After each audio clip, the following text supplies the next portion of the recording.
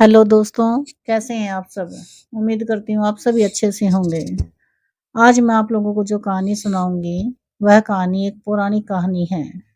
कहानी का नाम है भगत भोला और भगवान शिव। कहानी का नाम सुनकर आप लोग समझ ही गए होंगे कि यह कहानी एक शिव भगवान के भगत की है, जिसका नाम भोला था। भोला एक बहुत ही गरीब आदमी था। उसके पास खाने के लिए 2 वक़्त की रोटी का भी कोई साधन नहीं था। उसके लिए 2 वक़्त के भोजन की व्यवस्था करना भी बहुत ही कठिन काम था। भोला भोजन के लिए भगवान शिव के एक बड़े मंदिर के बाहर जाकर बैठ जाता था।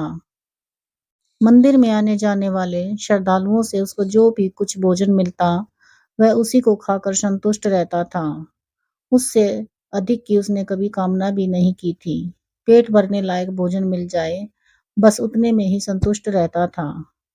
भोला गरीब था परंतु हृदय से बहुत ज़्यादा दयालु था। उसका यही प्रयास रहता था हमेशा कि यदि किसी को उसकी आवश्यकता होती है तो वह उसकी सहायता के लिए तुरंत ही पहुँच जाता था। किंतु हमारा समाज ही ऐसा है, गरीब को तो कभी मनुष्य माना ही नहीं जाता। गरीब आदमी से सहायता लेना तो दूर, कोई उसको अपने पास भी नहीं आने देता था। किंतु भोला अपनी में मस्त रहता था।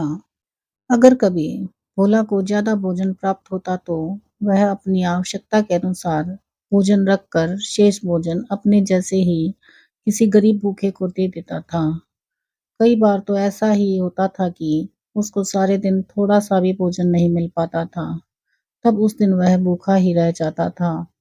किंतु किसी के प्रति मन में कोई कपट नहीं रखता था।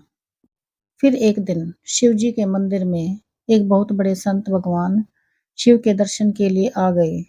स्वभाववश भोला ने संत से भी भोजन की अपेक्षा रखी। संत समृद्ध और संपन्न व्यक्ति थे। भोला को देखकर उनको उस पर दया आ गई। आती भी क्यों नहीं, संत तो आखिर संत ही होते हैं। उन्होंने करुणावश उसकी सहायता करनी चाही, परंतु फिर उनके अंदर का संत जागृत हो उठा। उन्होंने उसका उद्धार करने के उद्देश्य से अपने मन में सोचा कि यदि मैं इसकी सहायता आज कर देता हूँ तो उससे इसका क्या भला होगा। ज़्यादा से ज़्यादा इसको आज का भोजन मिल जाएगा, कल यह फिर भिक्षा मांगेगा। और यदि मैं इसके लिए कुछ दिनों के भोजन की व्यवस्था भी कर देता हूँ, तो उससे भी उसको उतनी दिन तक ही भोजन प्राप्त होगा, उसके बाद फिर से यह भिक्षा मांगेगा। ऐसे तो इसका जीवन ऐसे ही व्यतीत हो जाएगा। इस अभागे के लिए तो ऐसा कुछ किया जाए जिससे इसका जीवन ही सुधर जाए। ऐसा विचार करके उन्होंने मन ही मन में शिव जी को स्मरण किया और भोला को उन्होंने तिलमिलाते हुए कहा, अरे क्या भोजन भोजन की रट लगा रखी है। कभी किसी समय भोजन की जगह भजन में भी ध्यान लगाया करो। शिवजी के मंदिर के द्वार पर आकर भी हर किसी से भिक्षा मांगता रहता है। अरे भिक्षा मांगनी ही है तुम्हें तो शिवजी से मांग कर देखो, वही सबके दाता हैं, वही सबके भाग्य विधाता हैं। जितना प्रयास तू रोजाना भोजन प्राप्त करने के लिए करता है, अगर उसका रत्ती भर भी प्रयास तू शिवजी को प्राप्त करने के लिए करता है तो तेरी यह दुर्दशा कभी ना होती। मेरे पास तुझको देने के लिए कुछ भी नहीं है। तुझे जो कुछ मांगना है वह तू शिवजी भगवान से ही जाकर मांग। इस प्रकार भोला पर गुस्सा करके संत वहां से चले गए।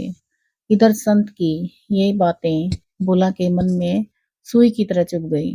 उसके मन में शिवजी को पाने की लालसा जाग उठी।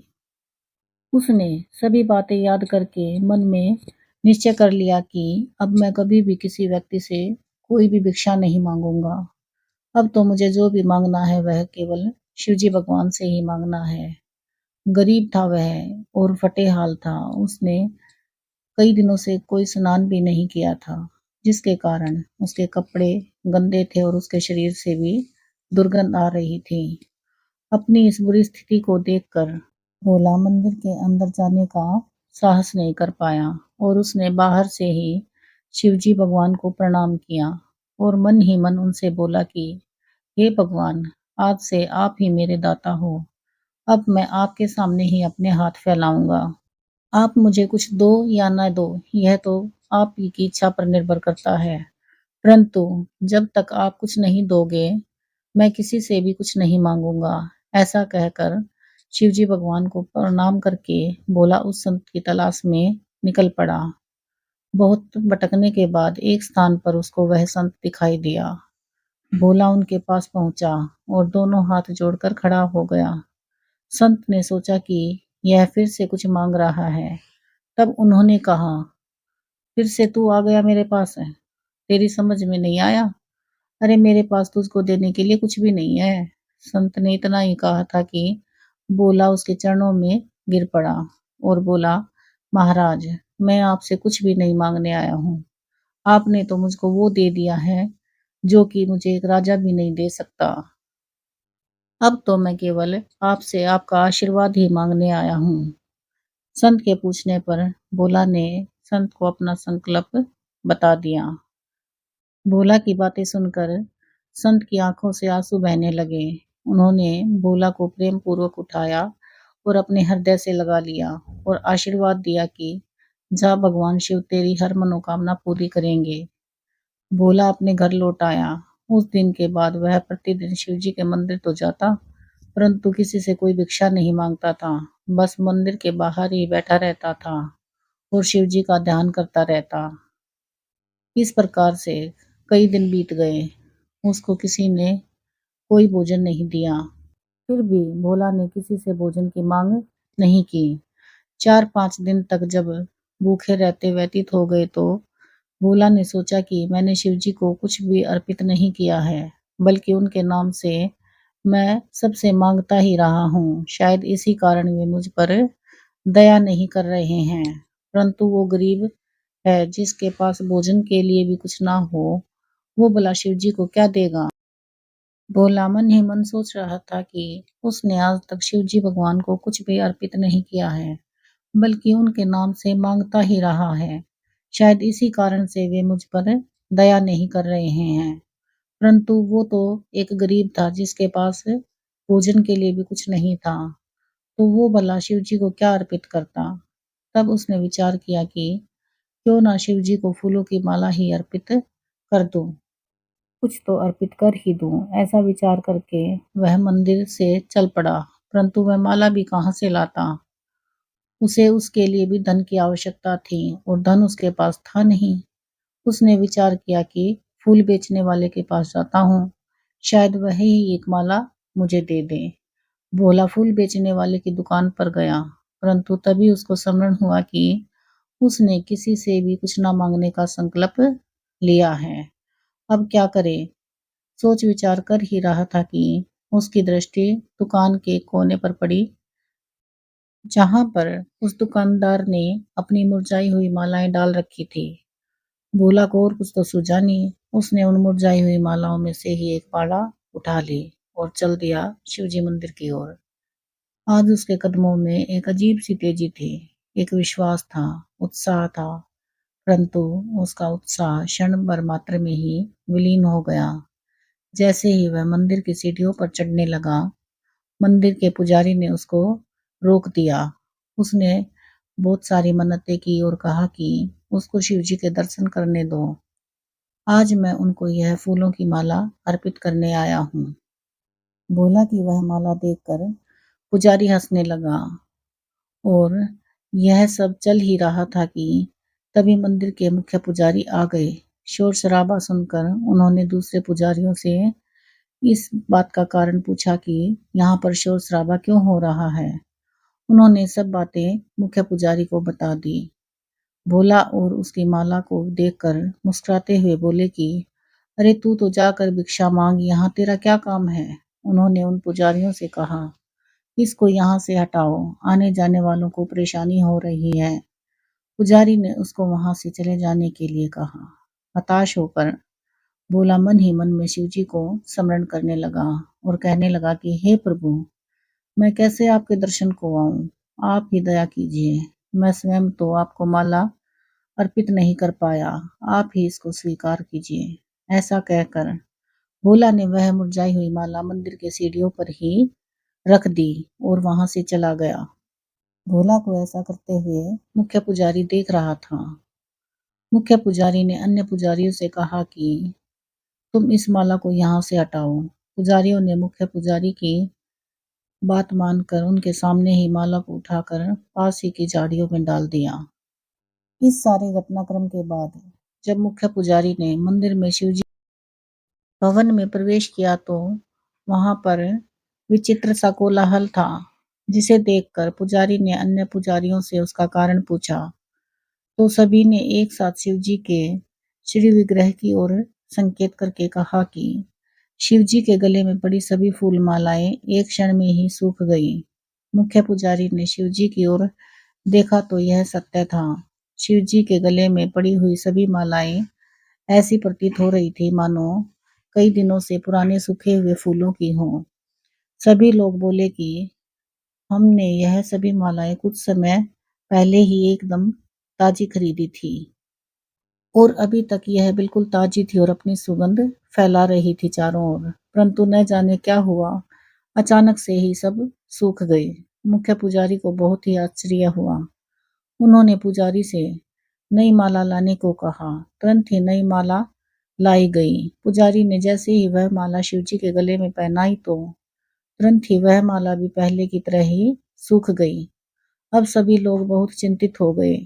सभी के मन में एक ही विचार था कि कहीं ना कहीं किसी से कोई बड़ा अपराध हुआ है, जिसके कारण यह सब हो रहा है। सभी लोग विचार विमर्श कर ही रहे थे कि तभी मुख्य पुजारी की दृष्टि शिवजी के चरणों में पड़ी एक मुरझाई हुई माला पर पड़ी।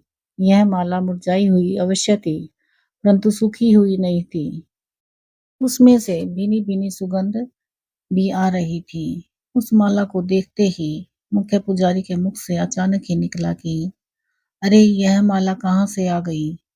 उन्होंने देखा यह वही माला थी जो भोला मंदिर की सीढ़ियों पर छोड़कर चला गया था।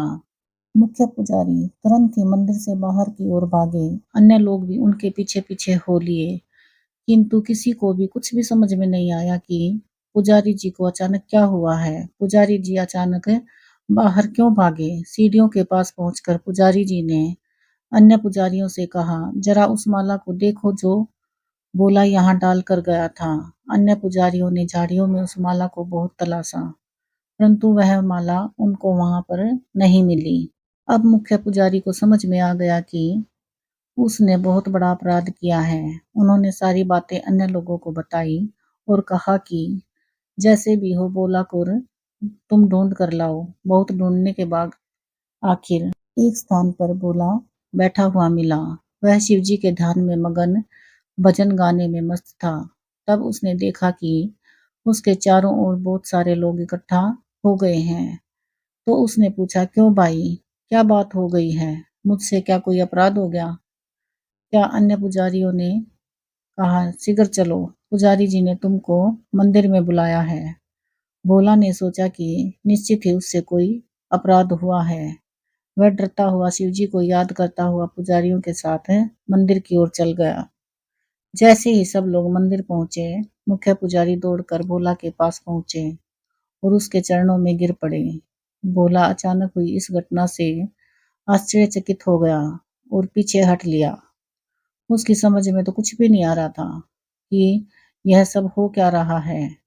तब पुजारी जी ने भोला को समस्त घटना बताई और अपने अपराध के लिए उससे क्षमा मांगी और कहा कि हम सब ने तुमको पहचानने में बहुत बड़ी भूल कर दी है। तुम तो शिव जी के लाडले हो। शिव जी हमसे रुष्ट हो गए हैं। अब तुम ही उनको मनाओ। यह सब सुनकर भोला को बहुत संकोच हुआ। उसकी आंखों से भी आंसू बह निकले, परंतु वह मंदिर में प्रवेश करने का साहस ही नहीं कर पा रहा था। इस घटना की चर्चा समस्त नगर में आग की तरह फैल चुकी थी। उस संत के कानों में भी इसकी भनक पड़ी तो वह तुरंत ही मंदिर की ओर चल दिया।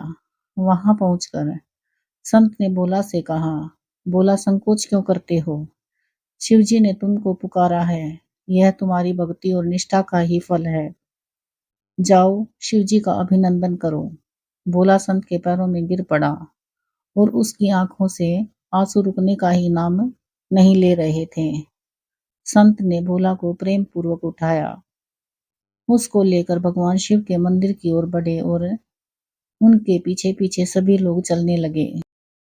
शिव भगवान के भवन में पहुंचकर संत ने भोला को फूलों की माला देते हुए कहा, भोला, शिव जी के गले में ये जो सूखी हुई माला है वह उचित नहीं है। भोला ने अपने कांपते हुए हाथों से माला को पकड़ा और शिव जी के चरणों में अर्पित कर दी और अपने रूंधे हुए गले से बोला, हे प्रभु, मुझ पापी पर आपने इतनी बड़ी कृपा कैसे की? आप तो दया के सागर हो। सत्य है कि आप ही सबके दाता हो। आपने तो मेरी झोली में यह भिक्षा डाल दी जिसकी मैंने सपने में भी कभी कल्पना नहीं की थी। हे दयानिधि, मैं पापी इस योग्य तो नहीं हूं कि आपके गले में माला अर्पित कर सकूं। मुझको तो आप अपने चरणों में ही रहने दें और इस माला को स्वीकार कीजिए।